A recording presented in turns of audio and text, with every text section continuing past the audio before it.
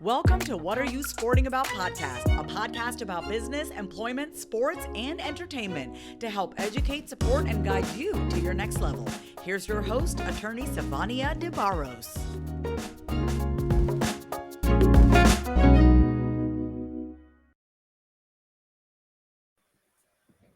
Hello, everybody. I'm Sivonnia DeBarros, the protector of athletes and also the founding and principal attorney of the S.L. DeBarros Law Firm. I am coming to you today for a very necessary conversation with some amazing and dominating women in actually a lot of different industries here today. So we are going to have a conversation on something that is not really talked about often, but it is said passively to each other. So we are checking in on our strong friends today.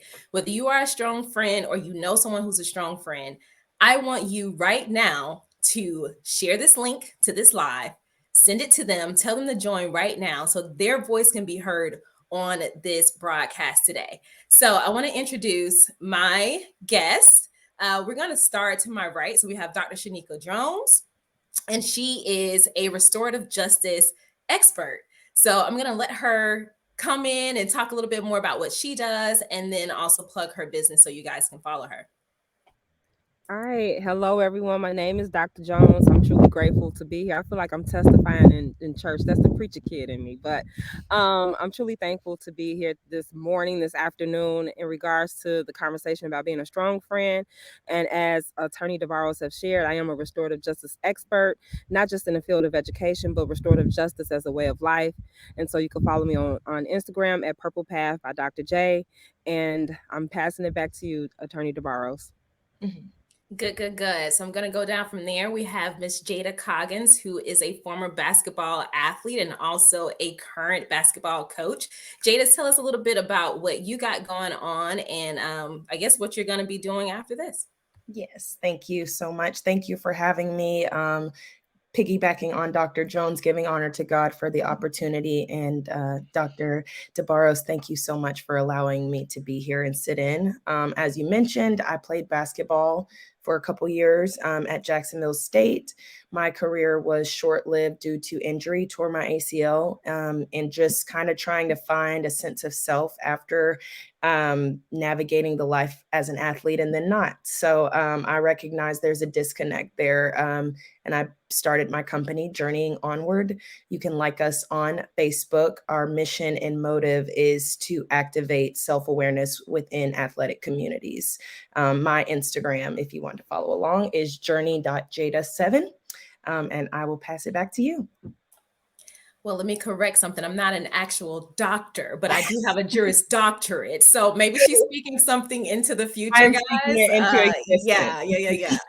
So last but certainly not least, Miss Patrice Perkins. We've actually done business together. I really, really admire this young lady. Patrice, tell people about what you got going on, what your business is, and how they can also connect with you. Hi, everyone. My name is Patrice, and I am the founder and principal attorney at Creative Genius Law. We are a business, new media, and intellectual property law firm for creatives. So that is what I do day in and day out. I am very honored to be here for this conversation. It's such an important one that we need to have. If you guys want to stay connected with me, you can follow me on creative_ESQ on Instagram, or you can follow the firm at Creative Genius Law on Instagram. Yes. So as you guys know, we have an amazing panel today. And I just want to show some love to our audience who's chiming in. We have Makita. I hope I said your name correct. Good afternoon, ladies. She's also saying, hi, sis. I think that was to you, Jada, was it? Hello. I don't know. Oh, I don't know. So. Maybe Dr. Jones. Okay. Lisa Jenkins, she says hello. Shantae, she says, come on, expert Dr. Jones. That's right, she is. And my cousin Kavana Means. Kavana is actually a musician, artist, a singer. So you guys definitely follow her as well. Thank you guys so much for joining us. One thing that I noticed on this panel is that we all own our own businesses and brands.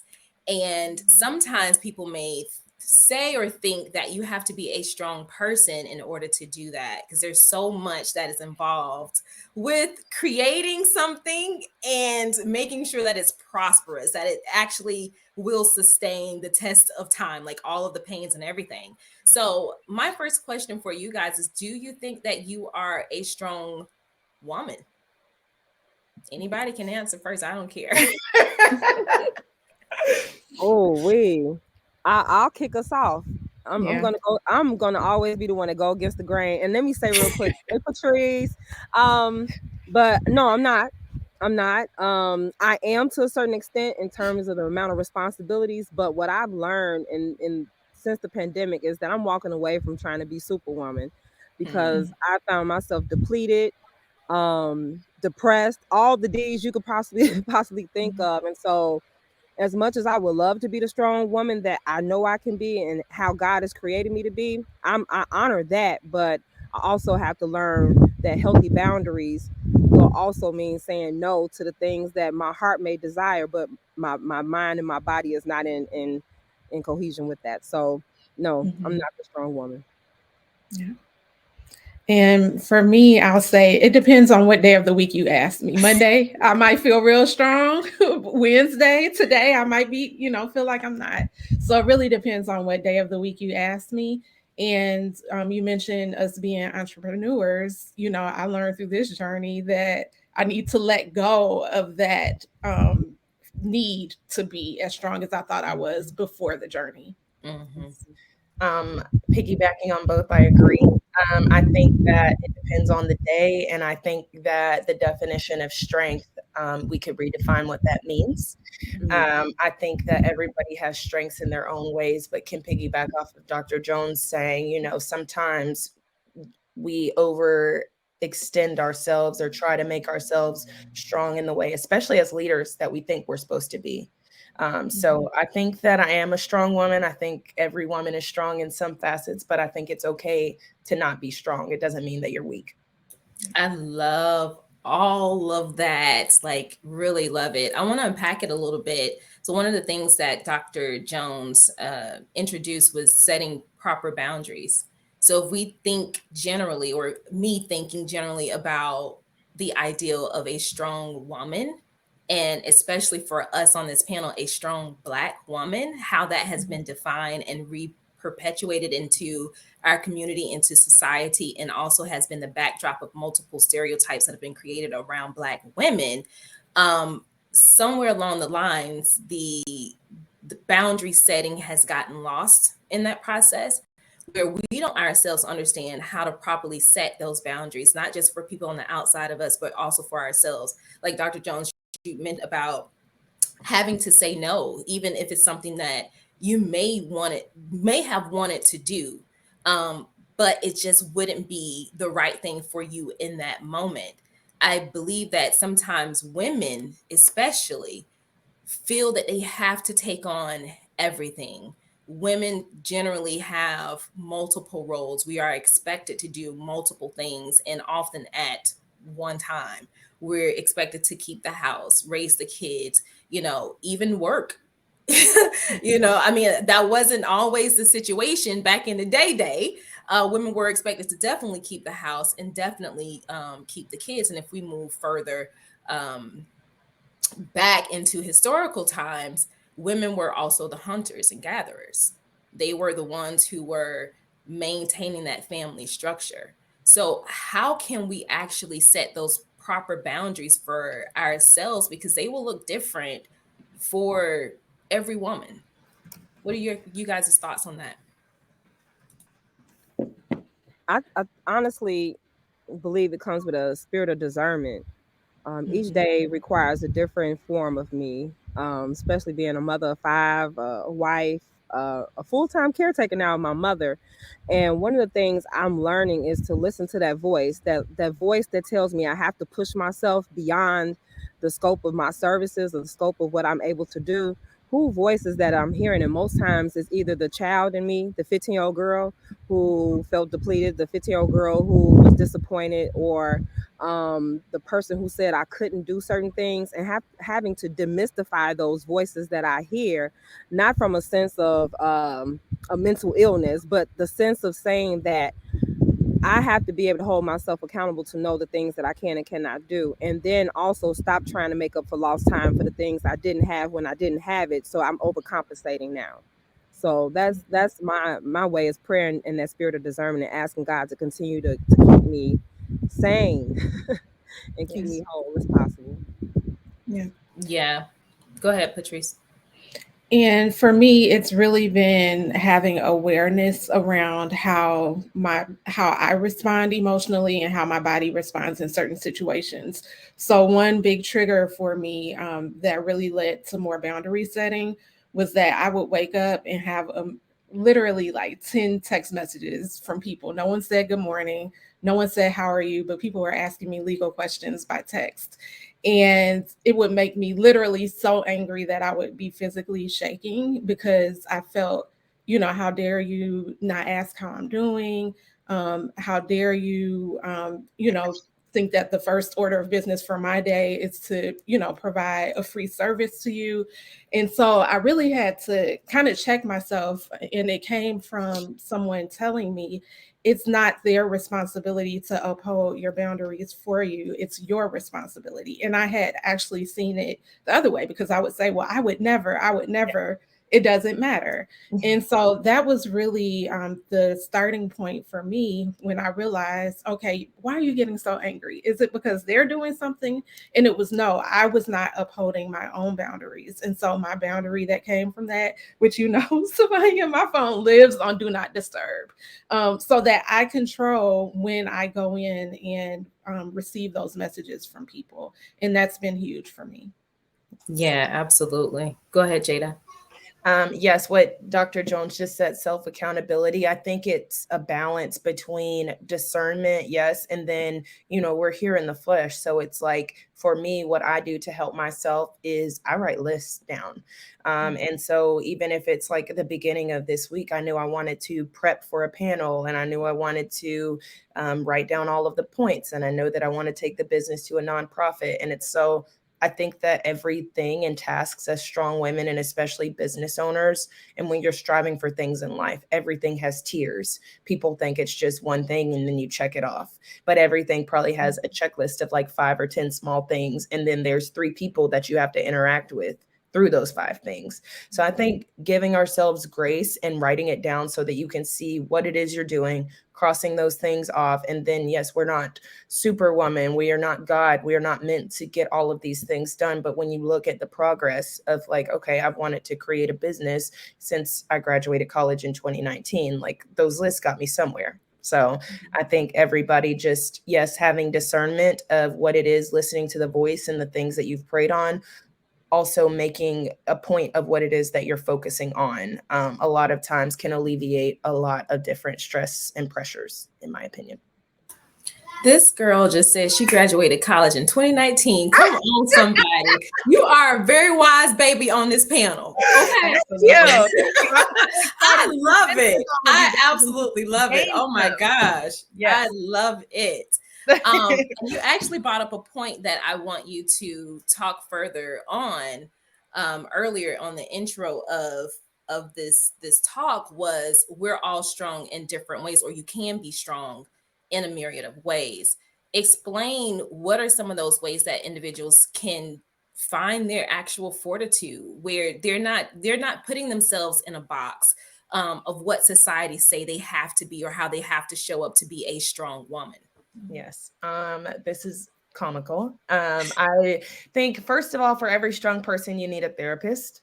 Like that's just my opinion. I started probably a month ago with a therapist, and starting again, and went to go see one of her colleagues last week, and we were kind of unwrapping and unraveling my personality. And she told me that I was reactive. And I was like, okay, like, and she's like, well, why do you feel like you have to do that? And I'm like, well, if I'm sitting here and this person is getting mistreated, and we're all, if we're standing in a line at Walmart and you see maybe, example of today's climate, a white woman just steps in front of you and disregards everything that you have. Well, I'm the one who will stand behind the woman who got cut off and ask, what is your problem? Why would she do that? And it's like, why do you think that you were sent to save everybody? Right? Like I think that we don't realize sometimes strength is silence. Sometimes strength is speaking up, but you don't have to yell. Sometimes strength is just sitting and being there. And so it's like, who do you allow in your space that you want to be strong for when they need it? If we start and go back to those lists of what matters to me between my business, my family, this relationship, my kids, if it doesn't concern those categories, I can't be for everybody. And so I think strong in different ways is recognizing that you can't be strong for everybody. It's not your job to be strong for everybody, and not your job to really react. I'm learning a lot in my youth of reacting versus response. So strong in different ways is just, I think, what that situation needs for who you're caring about, what that person needs. Because when we get invested and involved with different people, like what I need to be strong might not be what Dr. Jones or Patrice needs to be strong. It's just recognizing and being able to respond versus react to everything around you. Yes, I absolutely agree with that. Patrice, you work with some amazing creatives, and a lot of your clients are women that I know of, but they are at the top of their game. Do you think that they fit not necessarily the stereotype, but the descriptive definition somewhat of strong woman? And do you think that has helped them to actually break some of the barriers in their industry? Absolutely. I think that strong woman has worked in phases for them. And so it's looked different ways depending on the stage of their career that they're at. And so for most of my clients, I think being a strong woman initially meant they did it all, they conquered it all, they said yes, year of yes, right? So they said yes to all of the opportunities that appeared to be aligned. And then everyone kind of went through this period where it was like, wait a minute, I feel burnout approaching. I need to pull back. And pulling back looked like exercising more discernment, saying no more often, building the team around them, trusting others more to lead. And so I've seen them go through these waves, which has required me to support them in different ways, even though I'm just their attorney. But there have been times where I've said, let me do this for you, because I see that a certain thing causes a different level of stress for them. And so I would say it's been a huge blessing for me to have been blessed with a largely female clientele and have seen these waves, because we honestly have learned from each other. We have conversations that are tied to the business, but not where we just check in. And I really do appreciate that. Yeah, that's good. I think of the women who not only are carrying a lot at home or on their side jobs, but they're also considered corporate heroes. And generally, I will say this from what I know and from being a Black woman myself, I do a lot. Like when there's a task that is given, I approach that task and I may do more than what the task requires. Most women do that on the day to day. And especially if they are working for a corporation, they are probably doing or handling responsibilities that are actually outside their job title. So, how can women in the workplace create or maintain proper boundaries while also saying, I'm not here, like you said, Jada, I'm not here to save you. Dr. Jones, you said, you have to take off your cape. You're not the one billing or making the millions of dollars, whatever your corporation is bringing in, but you're being required to do X amount of workload that is over and above what your responsibilities are, but not paying you at the rate that you deserve. So how can these women say, look, I may look strong to you, I may be considered strong, but here's the line. How can they do that? I actually am working corporate right now. And I had this conversation with my manager the other week. And I think a lot of times corporate is so much higher up than we would recognize, and you don't see the people that are making these decisions. And I think something I often talk about in my household is a tax. Like there's a tax that Black people have on them, and then there's a tax that women have. So we're Black and women, so it's doubled. And so you're always trying to like prove yourself and prove that you belong. And one thing that I can appreciate about the generation that I've come up in is like, we don't have to prove anything to you anymore. We've done it. We built it and we're here. And so I had a conversation with my manager because I've been an employee that constantly was going above and beyond and doing certain things, but I'm watching people come in at the same job as me, get signing bonuses that, we're not getting as being employed. My pay even was not like it wasn't the right pay for like 6 to 8 months. Nobody's, of course, like I'm looking, but I'm working, but management, nobody's addressing that. And so it's like, why I asked my manager, why would I be myself and who I am and go above and beyond when employee A and employee B can come in and clock in and do their things and go, and you're not even looking to them to do anything else. You're not even having these conversations with them. And so I think like a lot of times that reactive gene in a lot of us, and just the need to want to tell somebody off and go back at them and say, well, you didn't do this and you didn't do that. Well, a lot of times I think that you can lay out the facts. If this is what it is, this is what's required of me, and this is what I've done.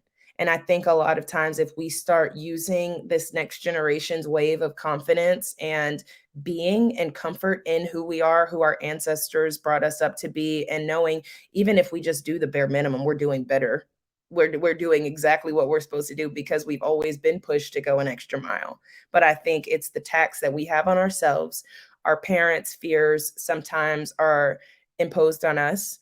But I think there's like a comfort and a strength in just being who you are and showing up and knowing, like Dr. Jones said, that fit who's talking to me in the back of my head. Like a lot of times corporate America, and I think Americans in general, rely on that mental deficiency where people can't really tell between, oh, I did do that. I did, that is enough. You get in a rabbit race, and you just kind of keep going. But it's on us to check in on our own strength, on us to say, hey, this matters. I do need this job to make X, Y, and Z, to make this business and this dream go. But I don't have to do all of these things, because at the end of the day, corporate America is going to be corporate America. Absolutely. I want to pull out some things for you guys to really think about based on what Jada was saying, because you show up and you do a lot of the work and then you show up with a great attitude as well for less pay. Currently in 2020, there was a study done on the pay gap versus women and men, and women are now getting paid 82 cents on the dollar that men are being paid, which is much more than what it was years ago. However, it's still not equal pay, right? But something has to happen for an individual for them to actually approach their superior and say, I deserve to have more in this role. I'm not just going to be your superwoman and do everything without being properly compensated. But there's an issue around confidence. There's also a study that was out there from HP where men in the workplace would apply for promotions even when they didn't have or meet all of the qualifications. But women will only apply when they met 100% of the qualifications. The only deciding factor is confidence. And so if we break that situation down, let's say, okay, we broke it down by gender, but now what if we break that down based on a white woman versus a Black woman, right? Do we instinctively know the value that we have, that we bring to the table? I would say yes and no. Some of us know, but some of us are just, we have no idea. But even if we knew, can we exhibit the right form of confidence to demand equal pay or to demand whatever it is that we want to be compensated for all of that work and time? That is a loaded question. But one of the things I'll say, even from a personal perspective, is that I had to learn to document the process. Especially most times when you think about restorative justice, people mind typically navigate towards RJ being in education. But when you understand restorative justice as a way of life, I had to really just delve deeper into the academic knowledge that I've gained, as well as my life experience, so I could tie my two worlds together. And because of that, I've learned to be more confident now than ever before. And one of the main reasons why I've learned to be confident is because I have hope. I have something to look forward to. There were times in my life when I didn't have that or didn't believe I had that. And so therefore I went with the bare minimum and I stayed, under the radar. But now I'm very outspoken in terms of with fidelity and integrity, because I document the process. And most times I'm creating these processes, and it's setting me apart from anyone else that says restorative justice. And so that confidence comes with the lack of confidence. I know what it's like to not have. I know what it's like to not be appreciated. I know what it's like, all the things that are unwarranted feelings and emotions, whether that's in the workplace or in life in general.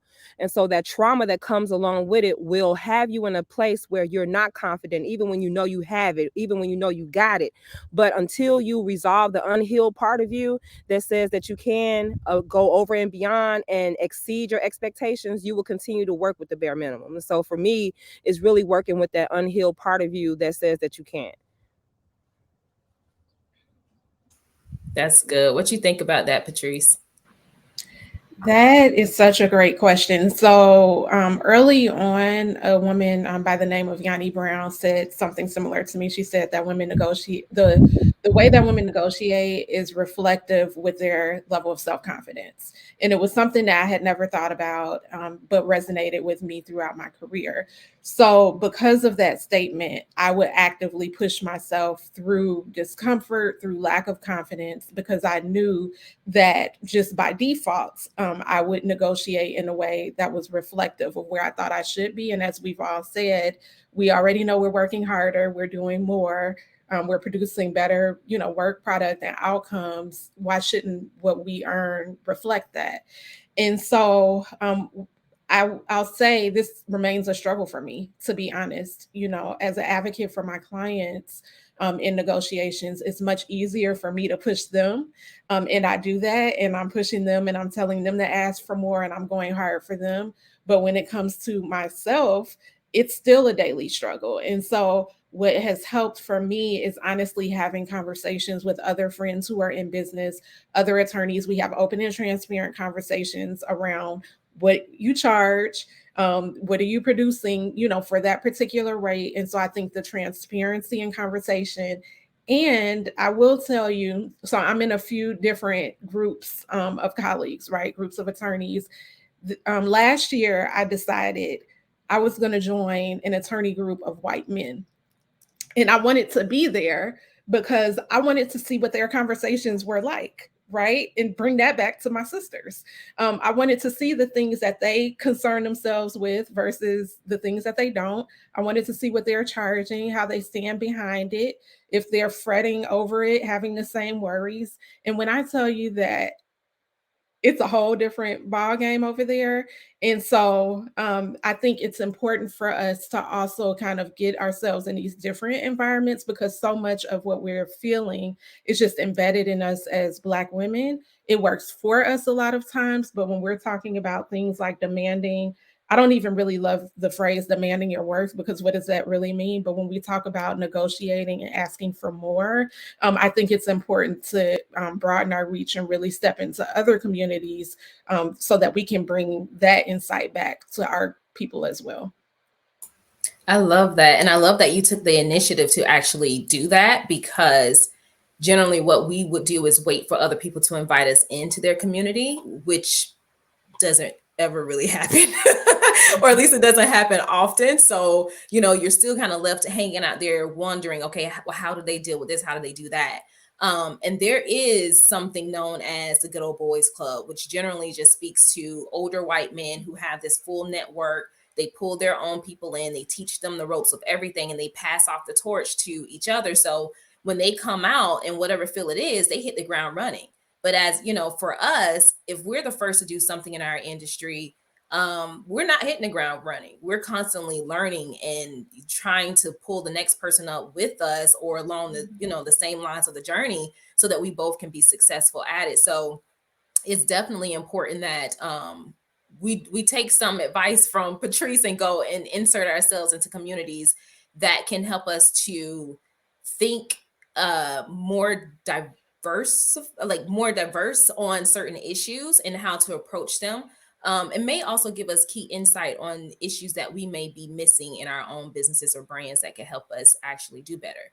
So that leads me to a question about having new friends, because there's a song out there that says, I don't need new friends. But what if you are the strong friend? You are the strong friend who constantly checks on everybody else. You are the strong friend who follows up when things are going crazy for your friends. You are the one who is there holding the flowers, doing whatever it takes to really maintain that friendship, or what you would want to be a strong relationship. But who's there for you, right? I know some of you on this panel have had to hear the words, girl, you good, you got it, you strong. You're strong. You're going to get through it. It's all good. You got it. But there's no callbacks. There's no checkups. Do we need new friends? Especially for the strong friends. I honestly believe we do ourselves a disservice if we live our lives believing that the people that have been on the journey with you from beginning to whatever point in time you may be are the only people that are supposed to be there. And I mean, if we even have to think about it from a biblical standpoint, everybody plays their part in terms of a season. At the same time, I think this is somewhat of a trigger for me because I actually lost someone, not due to death, but due to the fact that my life started to transition for the better. And I started to see things that I didn't want to see. And you have to learn how to meet people where they are. When you see things, you have to take it for what it is, even if it hurt. And one of the things for me, before I even, stop talking for the moment, because I believe like this is like, oh, right. But I had to learn that when I asked God, when I prayed to God about removing me or removing people from my life, that I have to learn to be okay with the response, because it may not always be the person that you expect need to be removed. It's the people that you hold near and dear to your heart. But be able to do that in a way that allows you to still give him the glory, but also be able to keep your integrity in check, because everybody's not for the entire journey. They just play the part that they're supposed to play, just like we are supposed to do the same. So yes to new friends.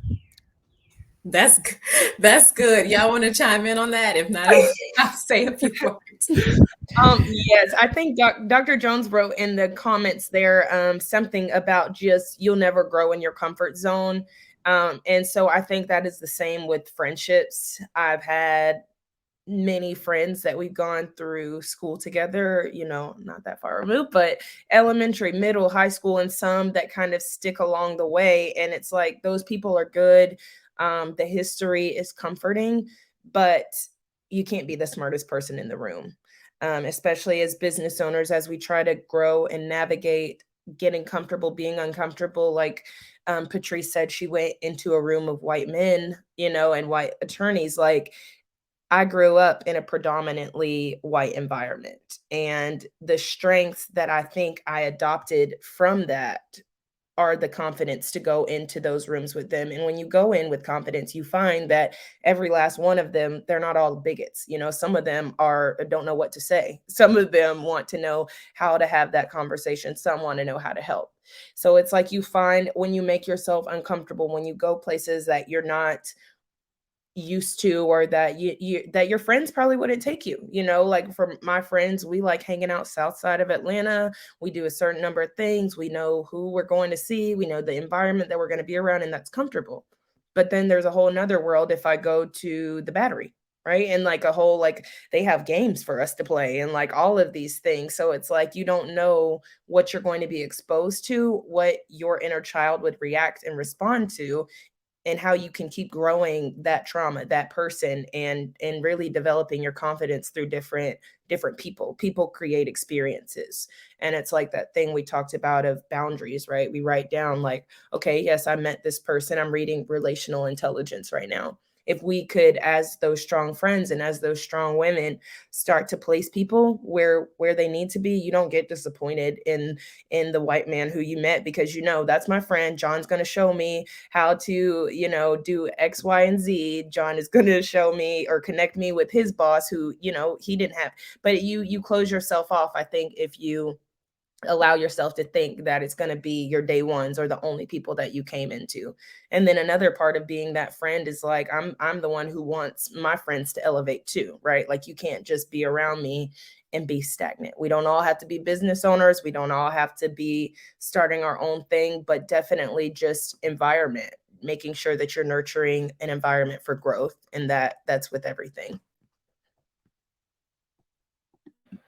These ladies said it all, but I'll just add that I am a fan of new friends. And one thing that I learned is that I had to create the space for them. When you're growing a business, especially, or a family, or whatever your situation might be, it's hard. I don't think the default mode is to have space for new people. And so I think that's something that I have had to learn to be intentional about. And because of that, intentionality, is that a word? Because of that, I have developed new friendships along the way that for me carry just as much value as the old friendships in different ways. And so I would encourage everybody just to create the space for those new friendships to develop. Yep. And I'm glad you had space, honey, because I met Patrice at the Illinois State Bar Association. I was working for as a production coordinator, and I'm that sister, right? When I see another sister, I'm like, oh, I got to know who you are. And we're the only two in a room. And on top of that, I want to say it was probably predominantly white men that were there. So I went over and introduced myself to Patrice. In a class on what? Negotiations. It sure was negotiations. It was a master negotiations class, like 8 years ago, I think. Yep. I think it was about 8 years ago. And we connected, we stayed connected. And some years later, I reached back out to her, and we just rekindled and like really started to build this beautiful friendship and business relationship. And it's been amazing to have someone that you can call about business, but also about maybe some smaller personal issues that you're trying to figure out, how can I navigate this? But I want to touch on something that you guys said about having new friends, especially when you see yourself as the strong friend, the one who's always told that you can get over it, but you don't have other people to check in on you. It's so important that you have people in your space who will technically love on you, like motivate you, talk, let you vent on the phone, whatever that thing may be that you are for other people. One thing I recognize by having that space, like you said, Patrice, of new friends, the pandemic was so vital for me for that. That's how I met Dr. Jones. That's how I met some other amazing women who, without question, without any form of hint from me, just sending something like, hey, I hope you're doing okay. Or how are you? I haven't talked to you in however long. For me, that's so different. It's a new feeling because I'm the strong friend. I'm the one that's checking in, often on other people. And so you definitely want to make sure you have that community. And as Dr. Jones said, that reciprocity, because it's tiring and you don't want to put a third tax on yourself, pulling that from Jada. You don't want to put another tax on yourself where you are emotionally, physically drained, and mentally, and sometimes spiritually drained from being that strong friend for other people when they are not there for you. And I've had this conversation many of times before, like, why don't people check in on me? Like, what's wrong with me? But it's not that it's something wrong with me. It's the fact that they have this idea that I have a level of resilience that is unmatched to anyone else, which is so far from the truth, right? Your strong friends still need that mental support. And so if you consider yourself to be that strong friend and you're not getting that from the community of people that you have right now, you need to hold space and open up space for individuals um, who are capable of supporting you through whatever it is that you are going through. Definitely want to add that for sure, for sure. And some relationships just like fizzle out. Talk about spiritual things, Dr. Jones. People are seasons, right? Some folks are there for literally a moment, and some people are there for a lifetime.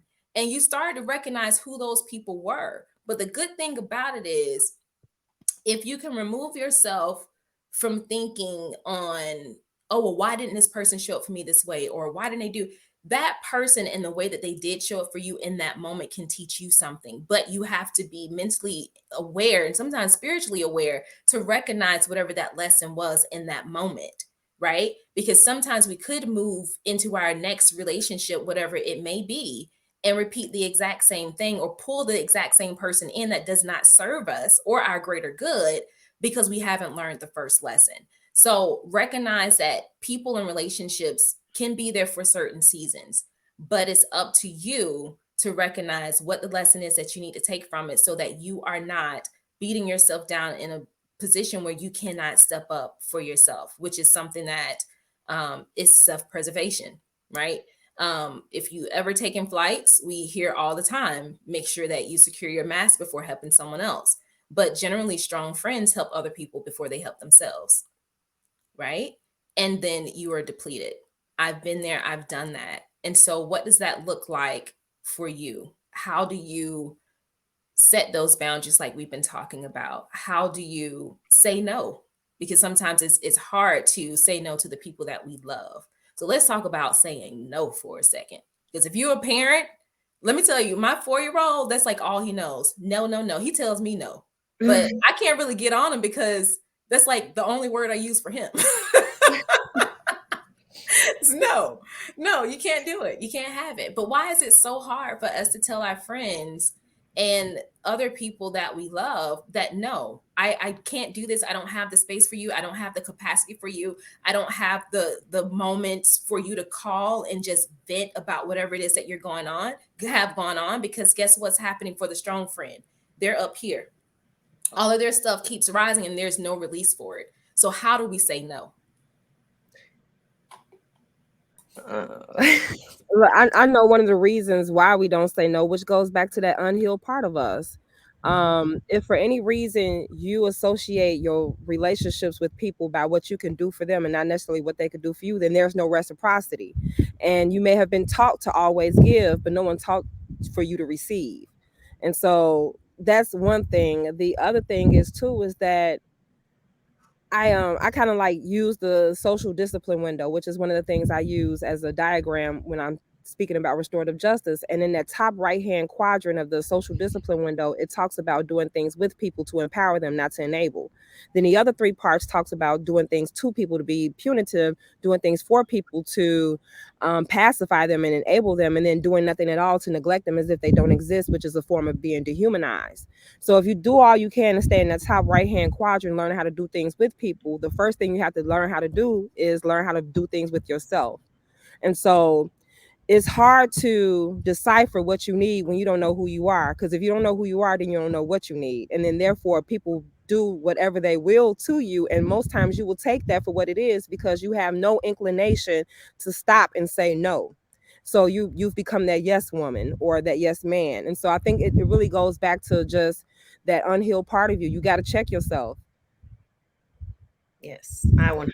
I was going to say, I think that a lot of times we say yes, and I know for myself it's a lack of confidence, and then it's a lack just trusting the path that you're on, right? Like if you go back to that list of like, these are the things that I said I wanted to do, well, somebody calling me with an issue about their website or a sponsorship that they needed or whatever that looks like, that has nothing to do with I just got my nonprofit signed or this, that, the third, and it definitely doesn't have anything to do with my family, my friends, or any, you know what I mean? So it's like if we go back to one, I like to reflect self. And so that journeying onward, establishing self-awareness for the athlete, and that is your unhealed trauma, that is, you know, your feelings, what you like, what you don't like, and detach all of that from sport, right? And it's like, what do I need? This doesn't contribute to what I need. This doesn't contribute to what I want. And I'm okay with that person not understanding that. I'm okay with that person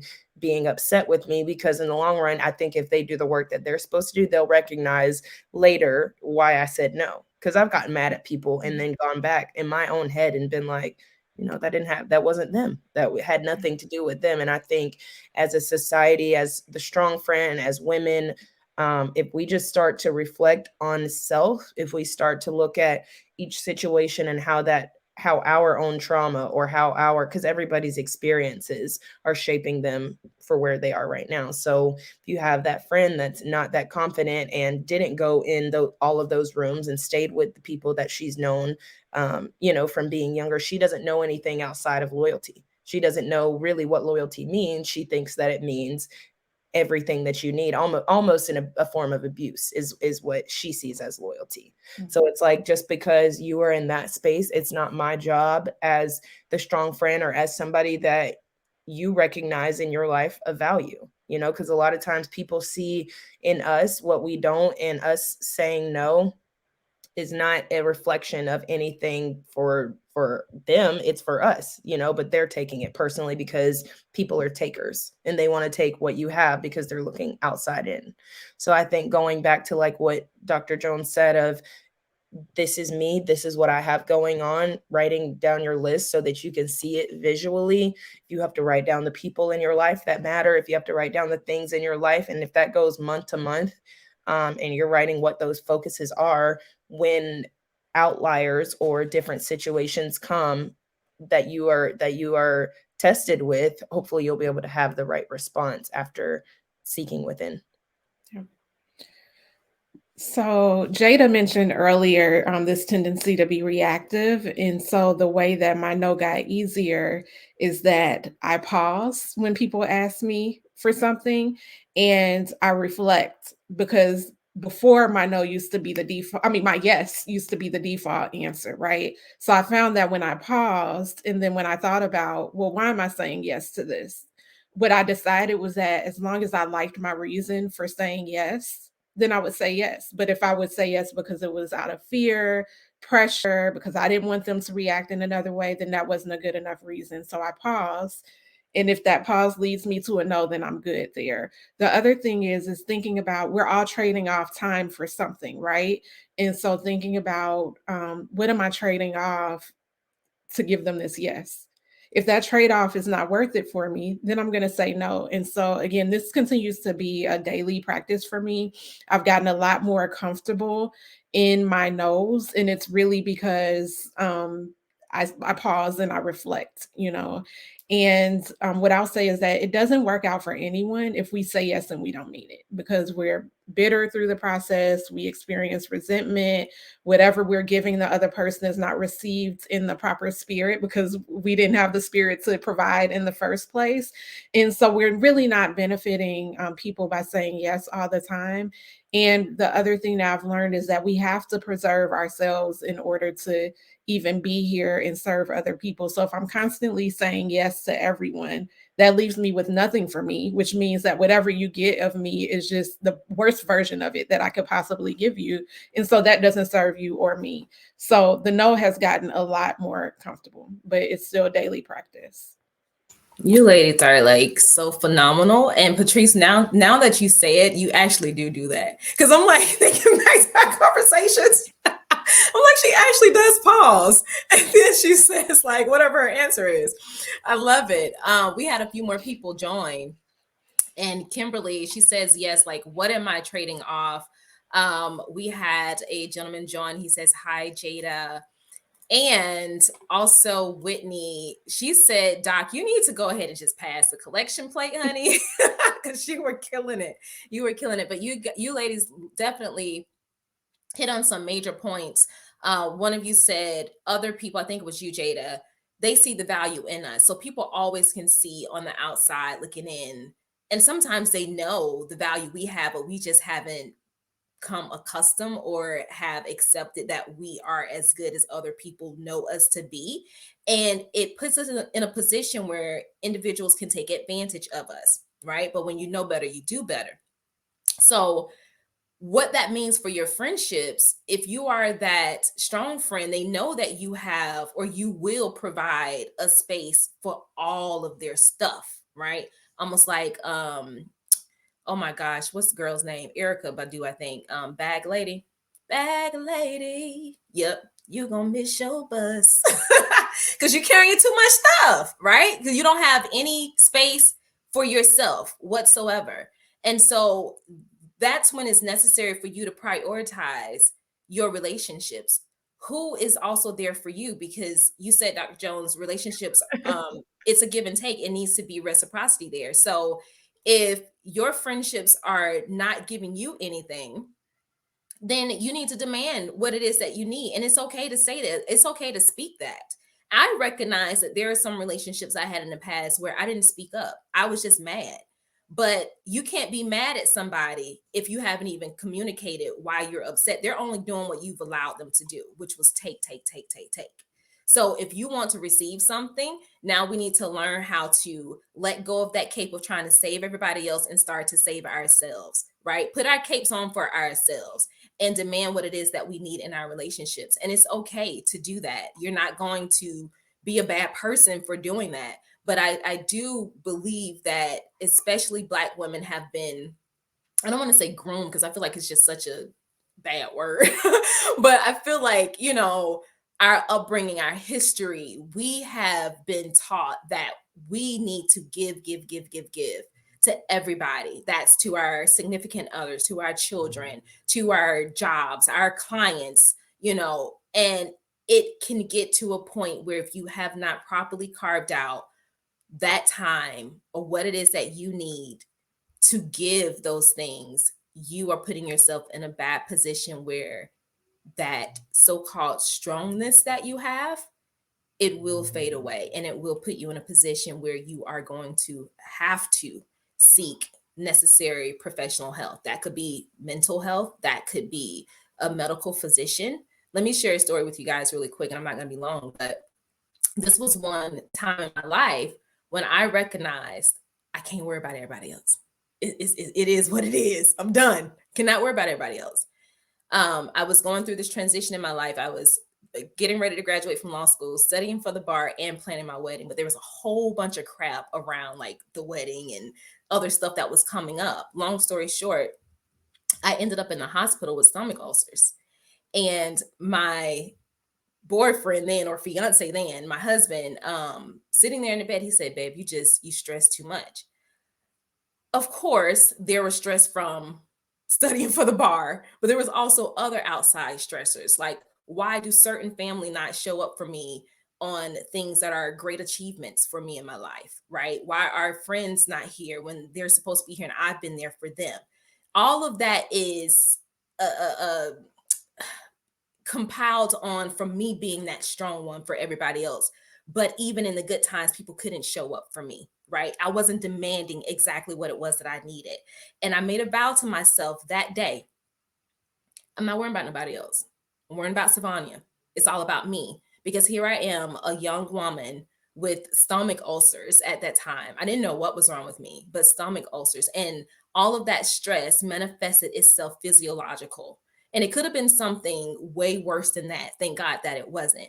But we don't want to wait till we get to the point where we have a psychological or physiological breakdown to recognize that we don't have to be strong for everybody. And in fact, we don't even have to be strong for ourselves.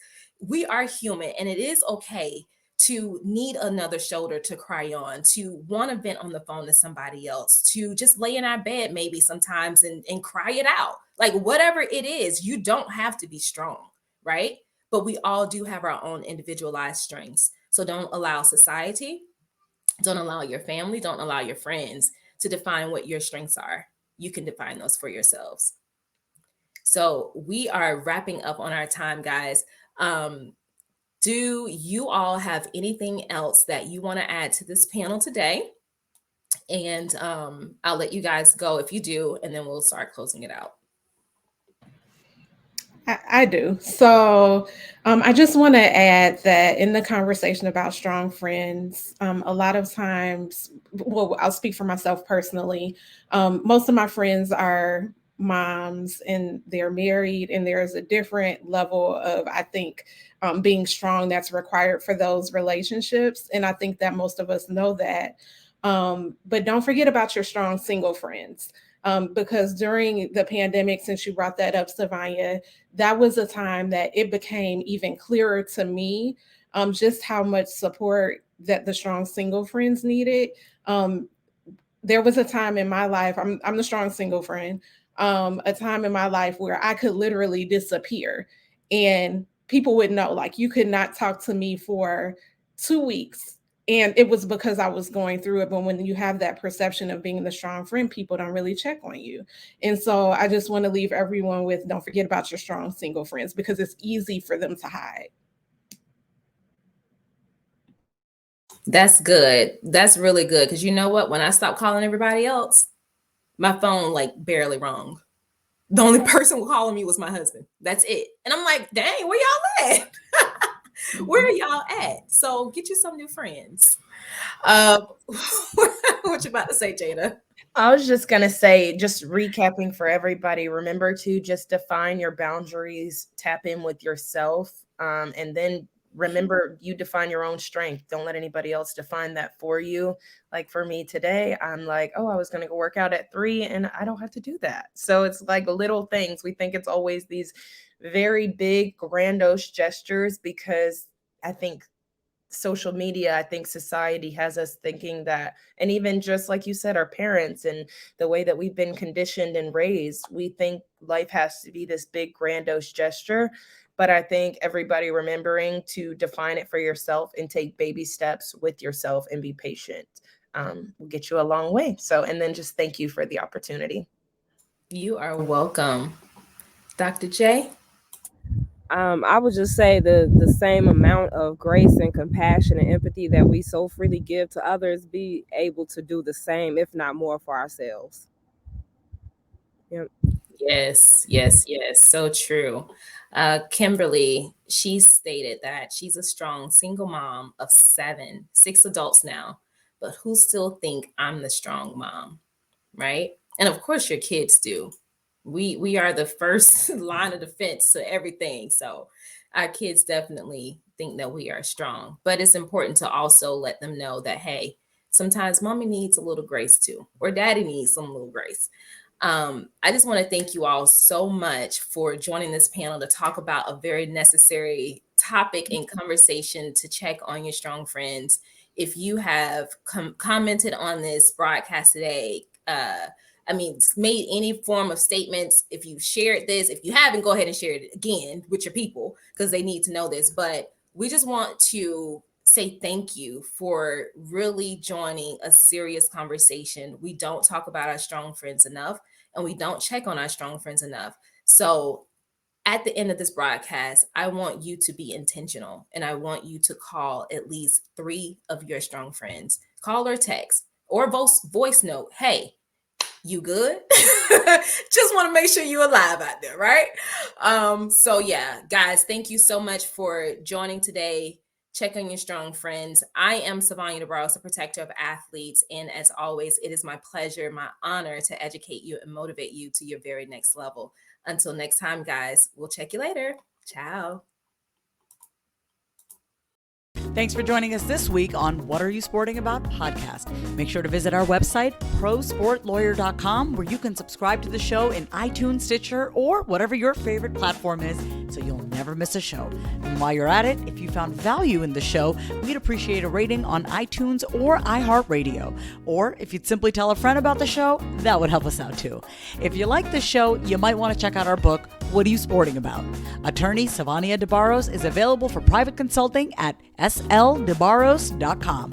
And remember, we're here to educate, support, and guide you in your journey to success because we're all sporting about something.